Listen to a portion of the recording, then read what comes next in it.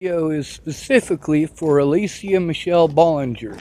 Her real name is Jody. Now the reason this video is entirely for her is because this is all because of her. I do mean that literally.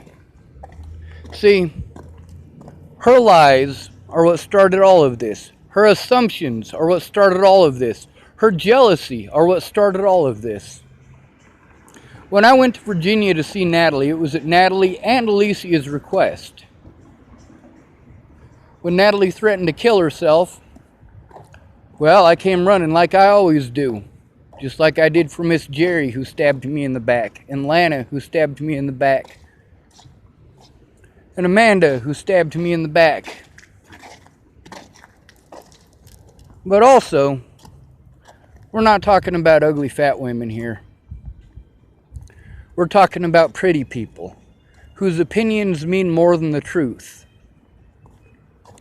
The officers in Natalie's case went out of their way to paint me as a terrible person. They went out of their way to ignore evidence to prevent me from making a report about those who were harassing, threatening, and assaulting me.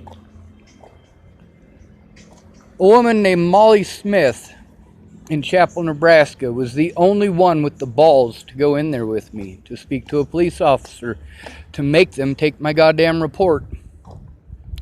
Now, in that video with Laura Nelson and Graham, who calls himself Michael Ignatius on Facebook, yeah, you can see Laura's eyes get real big. She wants to say something, but she's not gonna.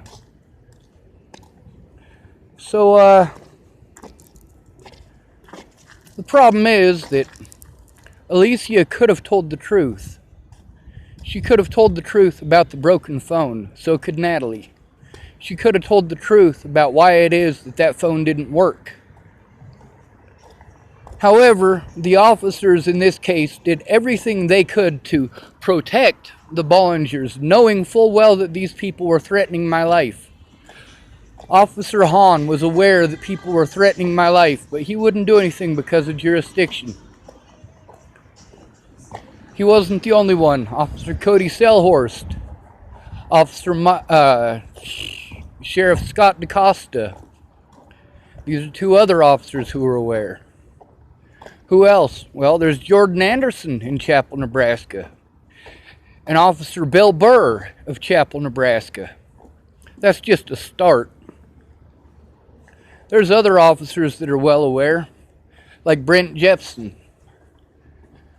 I would have liked to spend more time explaining to him what's going on because he is a close personal friend of mine. Yes, there are officers out there that I would take a bullet for. Brent happens to be one of them. However, officers in Chapel, Nebraska didn't want to do their jobs when I was being threatened and harassed. They didn't want to do their jobs. They outright refused. Now, somebody should have done the right thing because it's the right thing to do. There are people that I hoped would, people like Candace, but she didn't. See, the help I needed, she was able to provide, but unwilling. That pocket dial for Miss Shelley, that was a pretty fucked up thing to get, especially after just getting in contact with her. Now, here's the line of bullshit. When Natalie died, Caramia got a hold of me. Caramia gave my phone number to Danica Garner. Danica Garner called me. Danica Garner gave my number to Miss Shelley. Miss Shelley and Miss Danica are both Natalie's ex-stepmothers. I did everything that I could to try to get a peaceful resolution to this before I ever had to expose Ted for what he did to Natalie. I went to the source. I went to the police. I went to my friends. And I went to the media.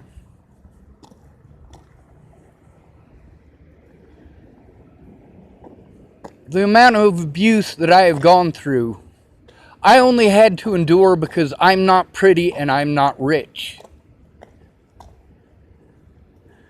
The officers in Colorado did everything in their power to prevent me from having the money to defend myself, to prevent me from having the money to take care of myself, making it so that anybody who tried to help me was put into a financial burden, and my friends are broke folks. Miss Peaches would have gone to court if she'd have had the money. However, she didn't get free money like the Bollingers did. Meanwhile, the Bollingers are the predators. Alycia could have told the truth about that phone being broken, about how she had promised to teach me how to use it, about how it was in her name, about how I was invited to Virginia, about how it was their idea every time we went somewhere. When we went to Virginia Beach, that was Natalie and Alycia's idea. And yes, I held Natalie's hand on that day. And you know what? They kept inviting me to do shit after that. Virginia was fucking wonderful until my birthday. Natalie wanted to talk to me. She wanted a one-on-one conversation with me. But Alycia would not have it. Then, just a couple days after my birthday, she starts typing mean shit at me. I'm sorry the fucking phone's broken. I'm sorry. I can't fucking fix it. I don't even know how to use the goddamn thing because you lied to me, Alycia. Now you want to hide behind a bunch of people and pretend like you didn't do anything wrong. No, Alycia, I am coming after you in a court of law. I don't give a fuck how goddamn pretty you are, you stupid cunt. I am coming after you in a court of law. Like I said I would when you pretended that I threatened your life, you fucking cunt. Your mom's a dumb druggy whore, and so are both of your stepmothers. See, that's the thing. You don't like it when I say things back, do you, you stupid cunt? You were fine with these people threatening my life, and you were fine with threatening my life yourself.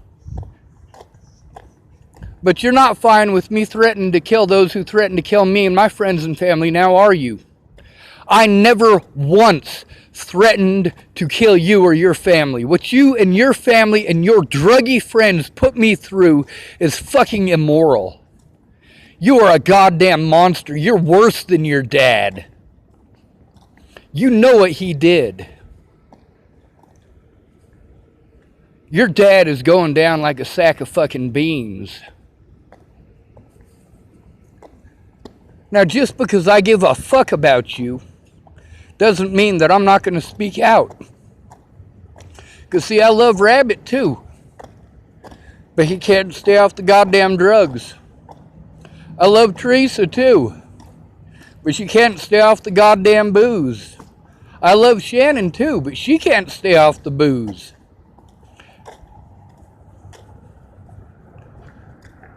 When, all of this happened, I did everything that I could to try to get a goddamn lawyer so that I could defend myself against these monsters. You see what happens to me when I try to make a police report. The only police reports that you guys give a shit about are the ones where I had to do something desperate to try to force them to take a look. Never mind all the times that I went in there just to talk to them, to get them to listen, for them to blow me off. Fuck you. Fuck the police. And fuck the goddamn Bollingers. Alycia, you deserve every terrible thing that has ever happened to you in your life because of what you have done to mine. When you lied to Maddie Boa and claimed that I threatened your family, that was a pretty fucked up thing to do. Pretending like I stalked you when you were the one who had the idea for me to stay behind where you worked, while your sister wrote down on that protection order that I stalked her to Virginia and slept behind her work for weeks. She didn't work there, did she, you lying fucking cunt? Yes, your sister lied outright. She didn't want to admit that she did wrong any more than you do, which is why I'm still speaking out. You could have shut me up a long time ago by putting an end to this, by being honest, like me. The difference between you and I is that I don't get embarrassed. I do feel shame. I'm ashamed of myself for not stalking your sister. Because if I had stalked her, she would have been safe. Now for me, the only thing I can do is speak out against monsters like you. You chose this, Alycia. You chose to allow an innocent man to be punished for things that he didn't do. So did Maddie Boa. So fuck her and fuck you too.